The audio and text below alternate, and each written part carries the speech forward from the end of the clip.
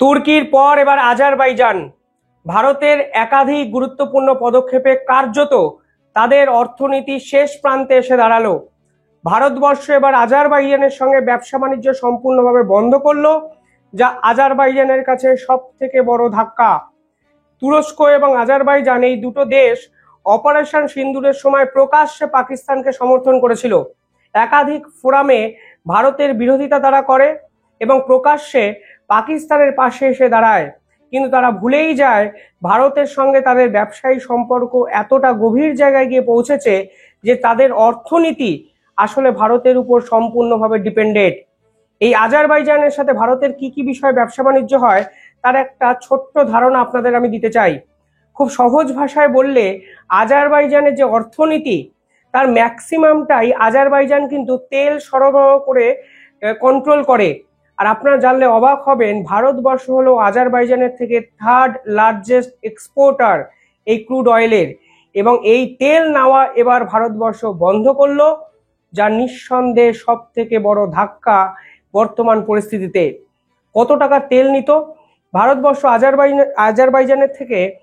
$1.227 billion তেল বছরে নিত, এবং এই পরিসংখ্যান 2023-24-এর পরিসংখ্যান, অর্থাৎ 2025-এ এসে এই পরিসংখ্যানটা আরো বাড়তো। এবং আপনারা বুঝতেই পারছেন কয়েক হাজার কোটি টাকার ধাক্কা আজারবাইজানকে ভারত সরকার দিল, এবং পরিষ্কারভাবে আজারবাইজানের দৃষ্টিপটে অর্থনীতিতে বড় সড়ো সার্জিক্যাল স্ট্রাইক ভারতের পক্ষ থেকে করা হলো। বুঝিয়ে দেওয়া হলো, ভারতের সঙ্গে যদি এই ধরনের বিশ্বাসঘাতকতা কোনো দেশ করে তাহলে ভারতবর্ষ কখনোই রেয়াত করে না। তুরস্ক যেভাবে ভারতবর্ষের পায়ে পড়েছে, তুরস্কের সেলেভি এয়ার এভিয়েশন যেভাবে ভারত সরকারকে হাত জোর করে অনুরোধ করছে যে আমাদের সঙ্গে চুক্তি রিনিউ করা হোক, ঠিক সেই পরিস্থিতি আজারবাইজানেরও হচ্ছে। কারণ তাদের ক্রুড অয়েল সাপ্লাইয়ের থার্ড লার্জেস্ট যে ইম্পোর্টার, সেই দেশই কিন্তু সম্পূর্ণভাবে তাদের সঙ্গে চুক্তি শেষ করলো। পাশাপাশি এক্ষেত্রে ভারতবর্ষ আজারবাইজানকে কিছু জিনিস পাঠাতো, সেই জিনিসগুলো এবার আর ভারত সরকার পাঠাবে না। ফলে আজারবাইজানের প্রেক্ষাপটে যদি দেখেন তাহলে ভারতের বিকল্প তাদের একটি দেশ খুঁজতে হবে, এবং অনেক বেশি অতিরিক্ত খরচ কিন্তু আজারবাইজানকে করতে হবে। ভারত সরকার কি কি পাঠাতো?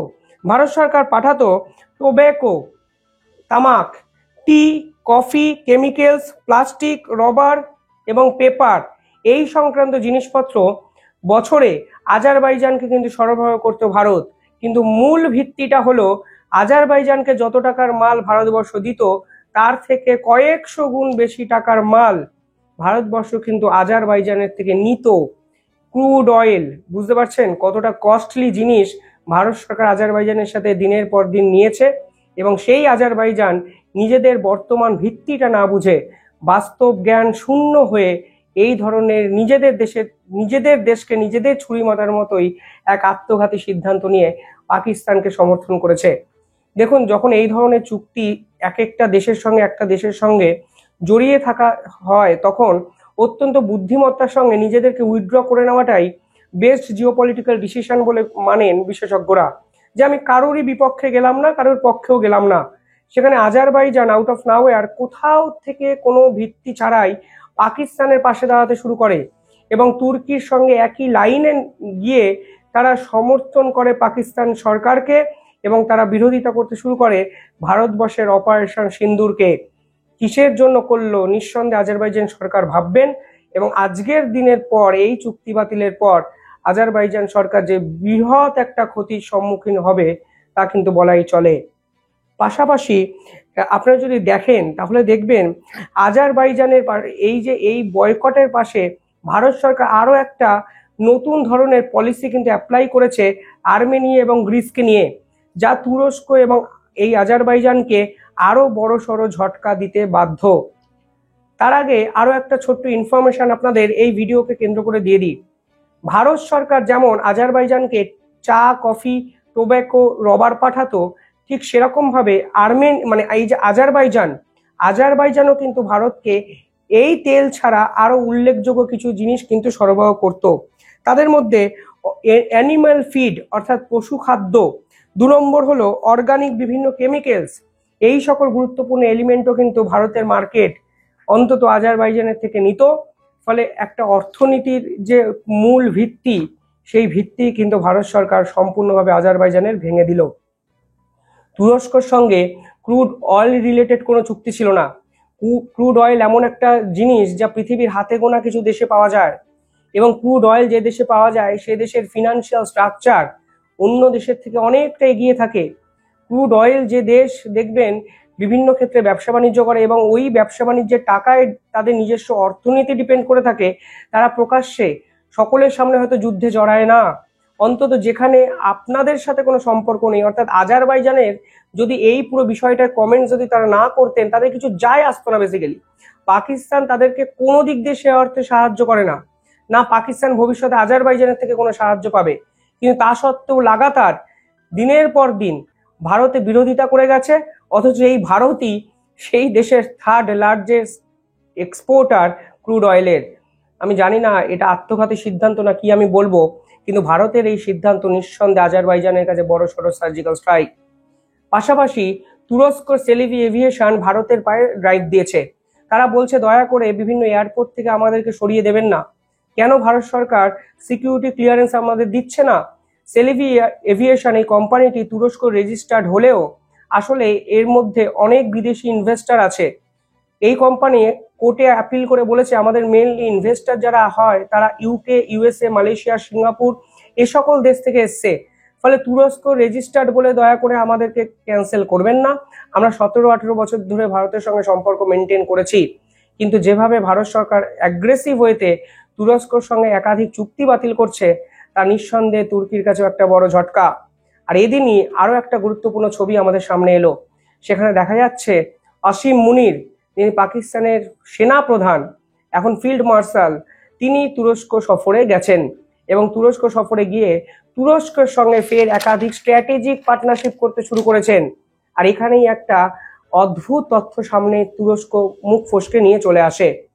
তারা বলেছে আমরা পাকিস্তানের সঙ্গে এখন স্ট্র্যাটেজিক পার্টনারশিপ করছি এবং একাধিক ডিফেন্স পার্টনারশিপও আমরা শুরু করলাম পাকিস্তানের সঙ্গে, যা আগের পার্টনারশিপকে আরো বেশি যদি বলা হয় অনেক বেশি আপগ্রেডেড করবে। আপনারা জানেন কালকেই ডোনাল্ড ট্রাম্পের একটি ভয়াবহ রিপোর্ট সামনে এসেছিল, যেখানে বলা হয়েছিল তুরস্কর পাশাপাশি চায়না পাকিস্তানকে কিন্তু ফিনান্সিয়াল এবং মিলিটারি সাপোর্ট করেছে।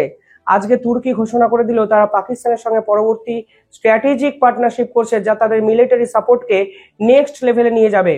আর এখানেই তুরস্ক কি বলেছে জানেন? যখন অপারেশন সিন্দুর হয়েছিল তখন শুধুমাত্র তারা পাকিস্তানকে অস্ত্র দিয়েছে তা কিন্তু নয়, তারা বলেছে আমাদের দেশ থেকে অসংখ্য আর্মি অফিসিয়াল পাকিস্তানে চলে গেছিল।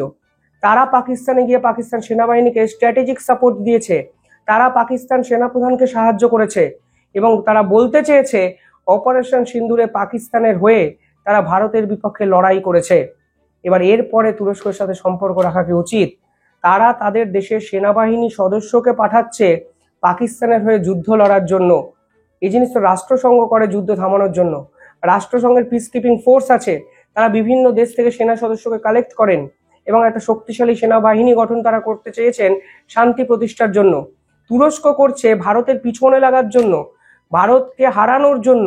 অপারেশন সিন্দুরে বিভিন্ন ক্ষেত্রে তুরস্ক তো বিরোধিতা করেইছে, তারা আর্মি অফিসারকে পাঠিয়েছে পাকিস্তানে এবং তা তারা আজকে স্বীকার করছে প্রকাশ্য সাংবাদিক সম্মেলন করে, যা নিঃসন্দেহে ভারতেরও কিন্তু একটা চোখ খুলে দিল। 2023-এ যখন তুরস্ক ভূমিকম্পে প্রায় শেষ হয়ে গেছে, তখন এই তুরস্ককে কিন্তু ভারত সরকার সাহায্য করেছে। অপারেশন দোস্ত চালু করেছিল, আমাদের সিআরপিএফ জওয়ানরা ওখানে ছুটে গেছিলেন এবং তুরস্কের মানুষকে কিন্তু উদ্ধার কার্যে সাহায্য করেছেন। আর আজকের দিনে তুরস্ক বলছে আমরা পাকিস্তানে সেনাবাহিনীকে পাঠিয়েছিলাম ভারতের বিপক্ষে যুদ্ধ করার জন্য। আমি জানি না বিশ্বাসঘাতকতাটা এদের কোথা থেকে এলো, কিন্তু কোথাও না কোথাও মনে হয় তুরস্কর ইতিহাসে বিশ্বাসঘাতকতাটা হয়তো তুরস্কের রক্ততেই আছে। না হলে যারা বিপদের সময় পাশে দাঁড়ায় তাদের পিছনে এইভাবে ছুরি মারতে অন্তত তুরস্ক পারত না। ভারত বিকল্প ভাবছে। বিকল্প কি ভেবেছে? আর্মেনিয়া। এই আর্মেনিয়ার সঙ্গে তুরস্কের দীর্ঘদিনের লড়াই। আর্মেনিয়া এবং গ্রিসের সঙ্গে ভারতবর্ষ অস্ত্র চুক্তি করতে শুরু করেছে। আর্মেনিয়া এবং গ্রিস ভারতকে একটা ওপেন অফার দিয়েছে, যে অফার নিঃসন্দেহে উল্লেখযোগ্য, এবং ভারতবর্ষ যদি এই অফারকে ক্লোজ করতে পারে তাহলে ভারতের জিওপলিটিক্যাল স্ট্র্যাটেজি কিন্তু আমূল বদলে যাবে এবং এই অঞ্চলের একাধিক সমীকরণও কিন্তু বদলে যাবে। $720 মিলিয়ন এই ডিল হবে। ভারতবর্ষ আকাশ তীর ডিফেন্স সিস্টেম এই দুই দেশকে সরবরাহ করবে। সেই আকাশ তীর ডিফেন্স সিস্টেম যা অপারেশন সিন্দুরে অত্যন্ত গুরুত্বপূর্ণ ভূমিকা পালন করেছিল। ফ্রন্ট লাইনে S-400 ডিফেন্স সিস্টেম ছিল আমাদের, কিন্তু মাল্টি লেয়ার ডিফেন্স সিস্টেমে এই আকাশ তীর সিস্টেম প্রত্যেকটি লেয়ারকে একে অপরের সঙ্গে ইন্টিগ্রেট করতে সাহায্য করেছিল। আমি দীর্ঘ ভিডিও এর আগে বহু ক্ষেত্রে বানিয়েছি আকাশ তীরকে নিয়ে। এই আকাশ তীর হলো ভারতের লাস্ট লাইন অফ ডিফেন্স। এই আকাশ তীর সিস্টেম ছিল বলে ভারতবর্ষ অপারেশন সিন্দুর বুক চিতিয়ে লড়াই করেছে এবং পাকিস্তানকে সম্পূর্ণভাবে ধরাশায়ী করেছে। এবার আর্মেনিয়া এবং গ্রিস এই দুই দেশই ভারতের আকাশ তীর সিস্টেম কিনতে চাইছে এবং চুক্তির পরিমাণ $720 মিলিয়ন। তবে টাকা দিয়ে এই অঙ্কটা বিচার করবেন না, এটা অনেক বড় জিওপলিটিক্যাল মুভ বলা চলে, কারণ আর্মেনিয়া এবং গ্রিস তারা প্রকাশ্যে ভারতের পাশে এসে দাঁড়িয়েছে, যারা তুর্কির প্রধান আবার শত্রু হিসাবে আপনারা ভাবতে পারেন। গ্রিস তো প্রথম থেকেই বলেছে তারা ভারতবর্ষকে প্রত্যেকটা আঙ্গিকে সাহায্য করতে চায়, যেভাবে অতীতে করেছে, বর্তমানেও তারা ভারতবর্ষের পাশে আছে। ভারতীয়রা যেন তুর্কি যাওয়ার আগে একবার ভাবেন কে তাদের আসল বন্ধু। দয়া করে গ্রিসে আসুন, আমরা ভারতীয়দের রাজার সম্মান দেব এবং মাথায় তুলে রাখবো। এই প্রেক্ষাপটে দাঁড়িয়ে একটা অপারেশন সিন্ধু যে কতগুলো ইকুয়েশন বদলে দিল তা নিঃসন্দেহে আপনারা বুঝতেই পারছেন। তবে সব থেকে বড় খবর এটাই, সার্জিক্যাল স্ট্রাইক আজারবাইজানে করে ফেলেছে ভারত, ক্রুড অয়েল সাপ্লাই বন্ধ করে দিল ভারত, যা নিঃসন্দেহে আজারবাইজানের অর্থনীতিকে সম্পূর্ণভাবে শেষ করার জন্য যথেষ্ট। কিভাবে দেখছেন আপনার পুরো বিষয়টা কমেন্টে জানাবেন। ধন্যবাদ।